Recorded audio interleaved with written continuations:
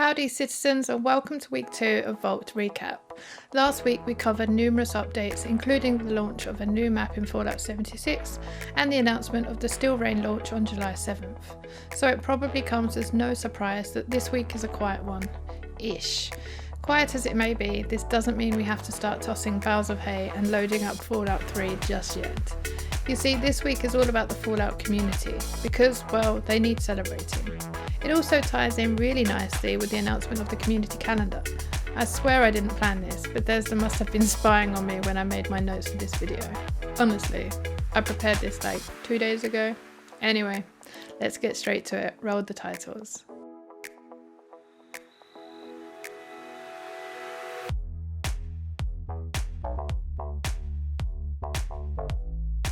In this article from Paste magazine, they ask a question about camp slots. The question goes, any word on the final number, and are there any plans to allow underground shelters to be separate from individual camp slots?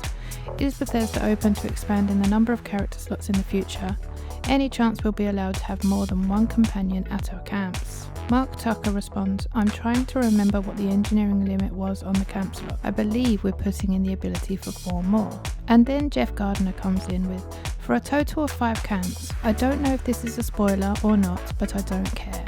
That's coming in update 28 with Still Reign. That might be expanded on from there, but there are back-end database concerns. We put as many of those up as we could. To be clear, the next 4 are for sale. Right now we're sticking to 1 companion per camp, but I think pets are going to be separate. Mark Tucker then says pets are going to be their own slot, so they would be in addition to the companions, but right now we are not planning in the immediate future to expand the number of companions. There's a lot of technical limitations that really prevent us from going down that path, which is not a great answer that you want to hear, but we are planning to let you have a pet and a companion. So all in all, this is great news to hear that coming with update 28 with Still Reign, we'll be getting a total of 5 camps. The outpouring of love from the Nuclear Winter player base has resulted in a petition to keep Nuclear Winter online. It's fair to say that the game has legs, little ones, but they're there, and the fans want the game to stay. We've even had some fan-made videos circulate the internet recently, which almost made me shed a tear, but I flexed my non-COVID jabbed arm and manned up. If you would like to support the petition and help the Nuclear Winter fanbase keep their beloved Nuclear Winter, sign up here and don't forget to check your email after to verify your signature. Otherwise, your signature will count as much as that time you completed a daily op in record time and received 0 rare plans. Epic fail, Bethesda. Bethesda announced a new community calendar this week, detailing all the weekend events from July to September.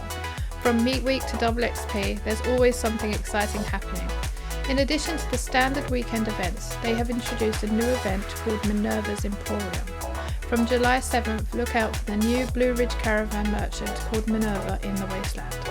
She'll take your gold bullion in exchange for a variety of plans at a discount. You'll be able to find Minerva at Crater, Foundation and Fort Atlas.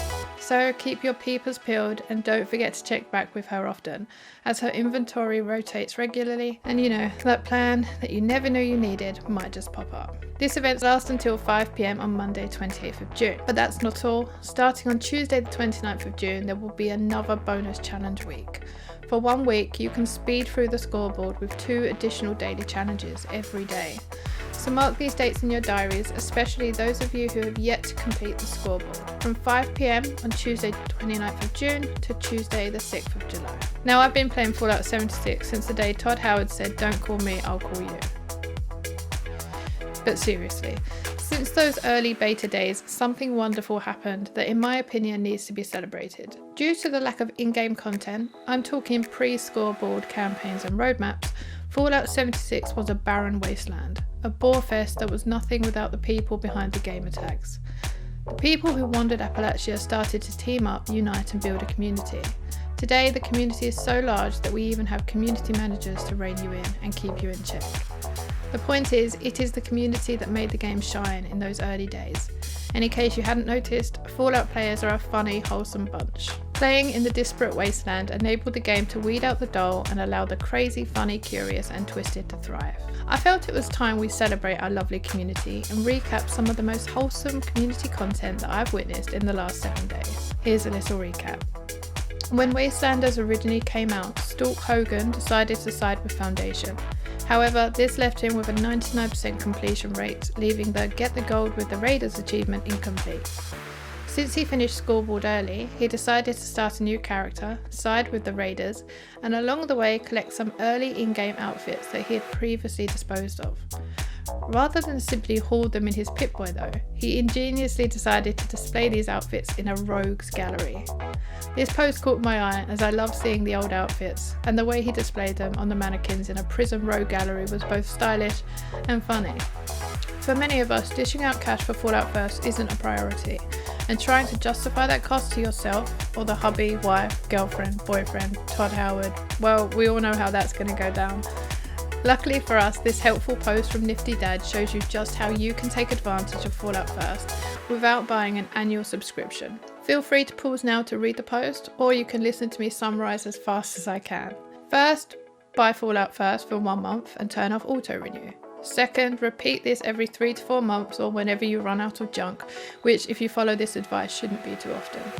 Thirdly, during the month you have Fallout First, travel to locations like the Asylum, Morgantown and any other loot-heavy locations and grab as much junk as your arms can funk.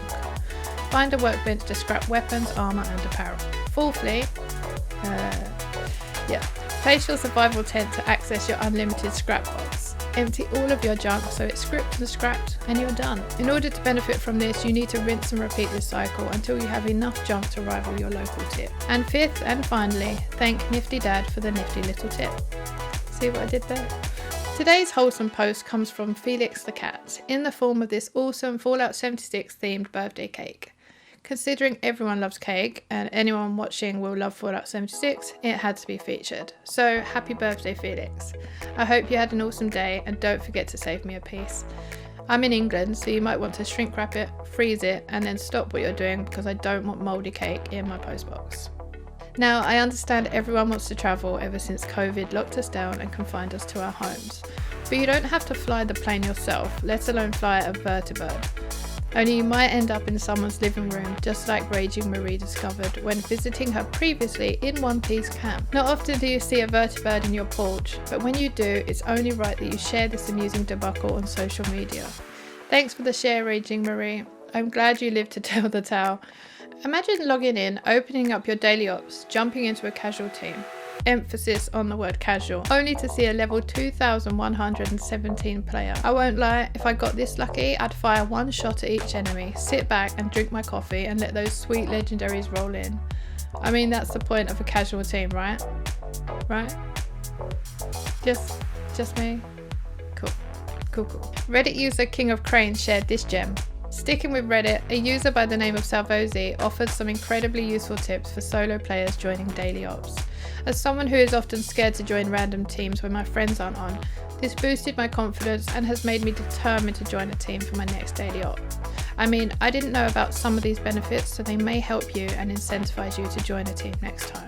If you see something awesome in the community that you think deserves celebrating, send me a screenshot with a link to vault@CTZNGiRL.com to have it featured in the next episode of Vault Recap. I will make sure to get the permission of the original poster first. Remember, sharing is caring, but stealing is unappealing. I'll think of a better rhyme next time, promise. There are a heap of videos out there on the Atomic Shop items, so I don't need to cover these in depth.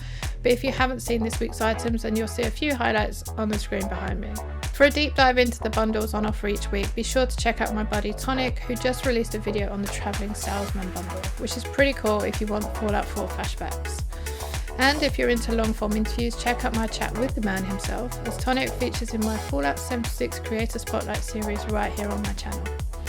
I also had the pleasure of interviewing Kenneth Egu, the man behind Fallout for Hope and the Chad Fallout 76 podcast.